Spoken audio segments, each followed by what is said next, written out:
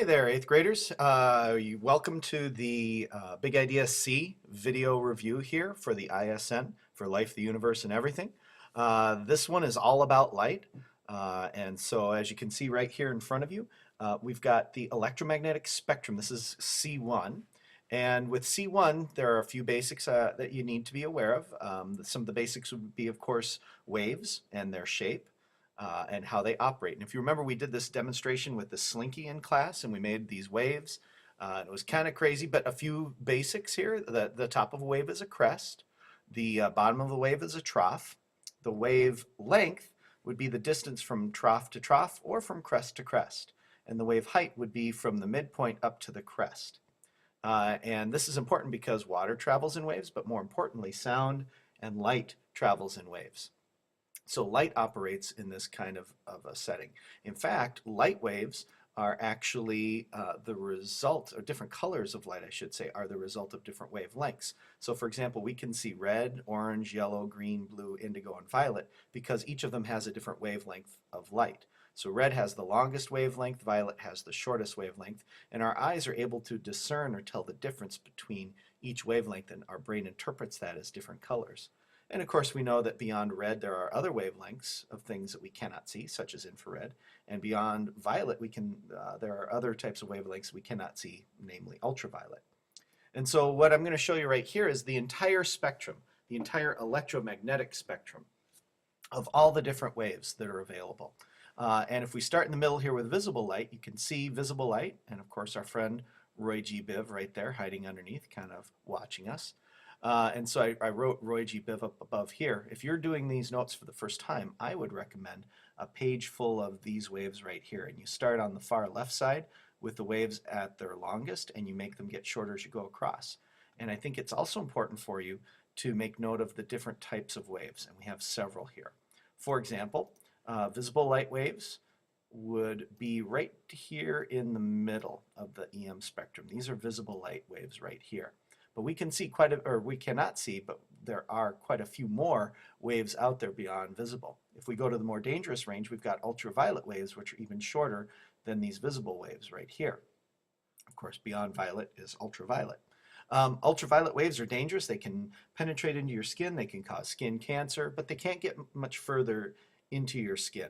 And so that's why you'll hear people talk about the dangers of skin cancer when tanning, for example, because you get ultraviolet light there. Beyond ultraviolet, you get even more dangerous waves, X-rays, and they're shorter, they're smaller, and they carry more energy. These are more dangerous over here. These waves are more dangerous, they carry more energy, and ironically, these tiny little waves are the dangerous ones. Lots of little waves require more energy than these long, big waves over here.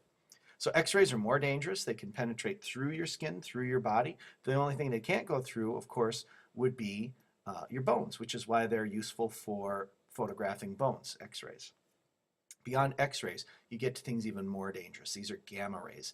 And gamma rays are among the most dangerous forms of radiation out there. The wavelengths are the tiniest, and they can do the most damage. They can pierce right through your body, go through solid steel, go through lead. They can pass through the planet if they have high enough energy. And of course, all of these waves through here are dangerous because if they strike your DNA, they can damage your DNA and cause things like cancer. When stars blow up, we see gamma rays. So each of these waves are important for different reasons. X-rays are helpful for finding black holes. Gamma rays are important for supernovas. If we move down here to more long waves, beyond the red, invisible light, you get infrared. We can sense that, we can feel infrared. Even longer than infrared are microwaves. And microwaves are actually so long and carry so little energy, we can use them for all sorts of things. We can use them, for example, in microwave ovens. We use them for a lot of cell phones, a lot of wireless internet broadcasts along microwaves, and even the longest and least dangerous here, radio waves. And of course, radio waves, just as you would imagine, we transmit radio signals, television signals, cell phones, wireless, all that stuff along the micro and radio wavelengths. These waves carry the least amount of energy and do the least amount of damage. That's the entire spectrum. Our sun puts out all of these wavelengths. Quite a bit in the visible and ultraviolet and infrared range, not so much over in the gamma range, which is probably a good thing. We don't need all that extra radiation. So that's C1. If you recall, C2 and C3 are a worksheet that we did, that we completed, and when you complete that, that's both left and right. I'm just going to provide you the left-sided notes right now. All of these came from different examples, things that we demonstrated in class. So spectral lines came from our spectral lab, where we looked at different gas tubes and we noticed that they had different patterns of light, of colorful rainbow patterns of light. And each element had its own unique, specific pattern, and that's why spectral lines are so important and useful, because we can use them to tell what stars or galaxies are made out of.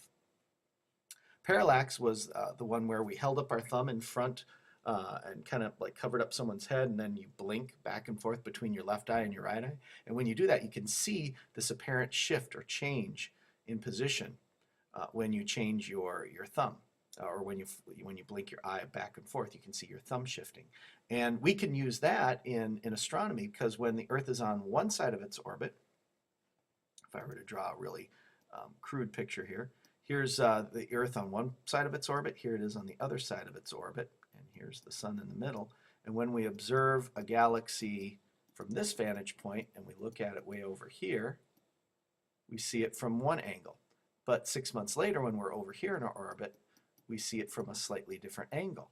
The difference in the angle helps us to calculate the distance, because we know the distance from one side of our orbit to the other, and we can tell the angle difference here. So it's just a matter of calculating the side of the triangle, a little bit of geometry. So parallax is helpful in calculating distances. The Doppler effect and actually redshifting and blue shifting all kind of go together. The Doppler effect is when an object is in motion. It scrunches and stretches its waves as that object moves. And the waves in front get bunched together and scrunched, and the waves behind an object get stretched apart. We can use that to calculate direction and speed of stars and galaxies. And specifically, when a star is redshifted, that's when an object's moving away from us and its light waves are getting stretched longer.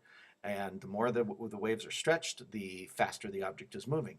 Blue shifting, it's when an object is moving towards you and its light waves are getting scrunched together. And the more scrunched the waves, pardon the spelling typo there, the faster the object is moving.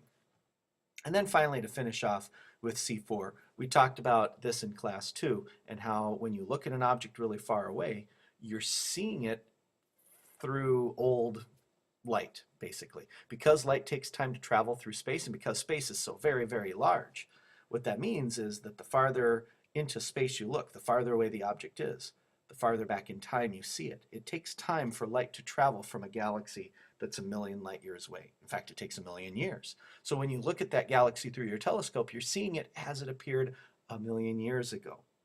So the ironic thing is, looking through a telescope is like looking back in time. You can see the way the universe looked because it's so far away and because the light is just reaching us now. Objects that are really distant, 13 billion light years away, for example, we're looking at the universe at an incredibly early stage, because that light is so old and it's taken so long to reach us. That's kind of the cool thing. When you place all these different things together, of course, the big idea is that light has much to tell us. Light has got lots of information that it can provide to us. So that's the big idea. Only one other big idea left, big idea D, in your quest to have the perfect ISN for Friday's test. So hopefully this helped you in your review, and you can patch up any gaps that you have. I wish you the best of luck, and maybe we'll see you for the final video review.